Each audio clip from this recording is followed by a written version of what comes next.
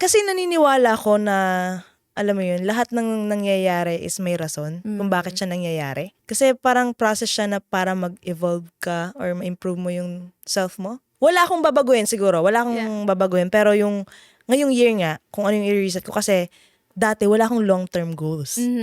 And I think nabanggit ko siya sa'yo dati na, alam mo, nadidepress ako kasi anong gagawin ko? Anong endgame ko? Yun yung problema ko. At anong gagawin ko after all of this? And yun yung papasok, ano ba talaga yung purpose mo sa buhay. Kaya yun yung nagkakos na parang nalulungkot ka, nadadown ka. Kasi hindi mo alam ang gagawin mo kahit, alam mo, akala mo okay ka lang everyday. Tapos parang at one moment, bigla kang iiyak ka na lang kasi magbe-breakdown ka na lang. Kasi ano bang ginagawa ko sa buhay ko? Parang kanina ako gumigising sa umaga. Oo, parang wala akong ganon. Pero yun yung gusto kong i-share din na I have a lot of things in my mind na gusto kong gawin this year. Pero meron akong long term.